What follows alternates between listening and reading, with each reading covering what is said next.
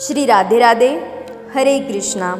हम सब साधक श्री महावाणी में ब्याहुला उत्सव श्रवण कर रहे हैं। दो लालन ब्याह लड़ाओरी, निज निज भावन सो निरखोरी गतांग से आगे। ओहो, वो दिव्याति दिव्य महल है, नवनिकुंज महल। सुंदर सुकल शैया पर युगलवर विराजमान है। मत्त है छिन छिन में इन्हें एक दूसरे को देखकर और स्पर्श से रोमांच हो रहा है। स्वामिनी जी का मुखचंद्र है तो नयन चकोर है श्याम सुंदर के। मुख से दृष्टि हटती है तो उनके पाद पद्म में जाकर टिक जाते हैं। वहाँ इनके नयन भ्रमर बनकर मंडरा रहे हैं। अद्भुत। तभी प्रिया जी की सुंदर जगन रूप पुलिन में श्याम सुंदर के नयन मीन बनकर तैरने लगते हैं। इस तरह श्याम सुंदर जब संपूर्ण प्रिया जी के श्री अंगों को देखते हैं तब वो मृग बनकर इनके देह कांति के सुखद विपिन में विहार करने लगते हैं। वही है श्याम सुंदर सटे बैठे हैं, किंतु रति रस जब बढ़ रहा हो तो जैसे आंखें चढ़ जाती है वैसे इनकी भी आंखें चढ़ गई है।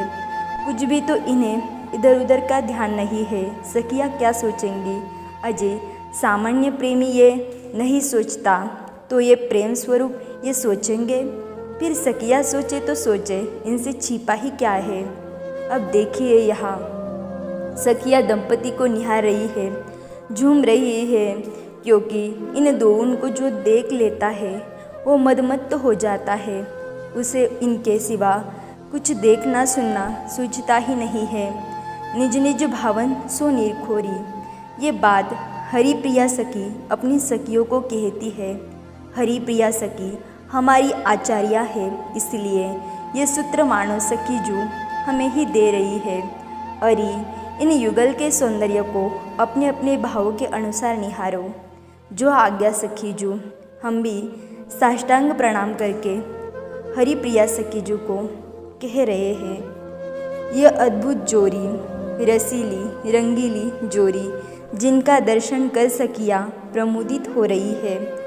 ये युगलवर सूरज सेज पर विराजे है। इन्हें ही इकटक सखियाँ देख रही है। कुछ न भान है न इन्हें कुछ भान रखना है।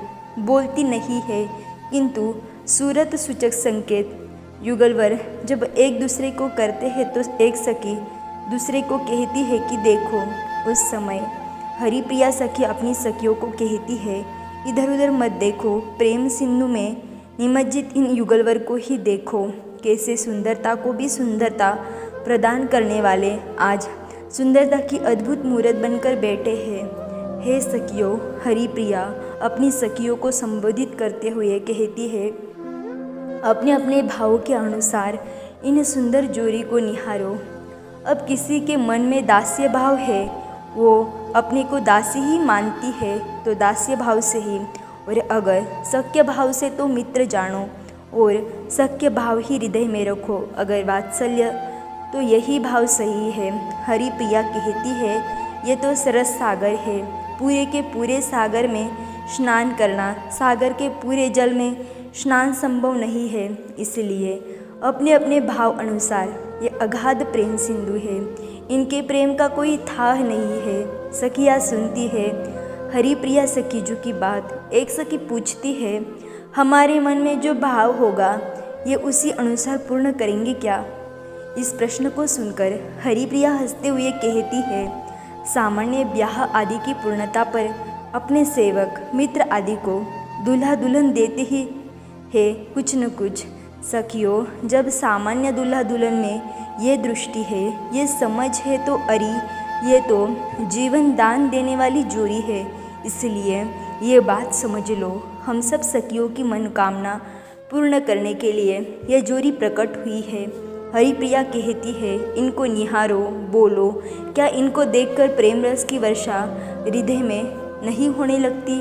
इनके कटीले नयन जिनमें अंजन अंजे हुए हैं वो चंचल हो रहे हैं। अपने चंचल मन को बांधने लिए इनके नयन ही श्रेष्ठ है। इनके करुणापूरित नयनों को निहारो सकी। हरिप्रिया इतना बोलकर यहाँ मौन हो जाती है। वो झूम रही है और कुछ गुनगुना भी रही है। ये नवनवीन लगते हैं ना। कुछ देर बाद फिर अपनी सखियों से हरिप्रिया पूछती है, ये नवीन ही है? और हाँ, इनका प्रेम भी नवीन है। निहारो सखी अभी भी अपनी प्रिया को ये श्याम सुंदर ऐसे देख रहे हैं जैसे प्रथम बार इन्होंने देखा हो। अनंत काल हो गए एक दूसरे को निहारते, किंतु अभी भी इनका प्रेम नवीन है। ऐसे नवीन प्रेम को निहारो सखी। हरिप्रिया कितनी आनंदित है, उन्हें कुछ सुध बुध नहीं है। कोटि कोटि कामदेव को मूर्छित करने वाले हैं ये श्याम सुंदर। और हमारी प्रियाजू को देखकर तो कोटि रति की बुद्धि भी बोराई गई है। तभी श्याम सुंदर ने अपनी बाई भुजा प्रिया जी के स्कंद में रख दी। प्रिया जी पहले तो थोड़ी सकुचाई, फिर वो भी सहज होकर बैठ गई।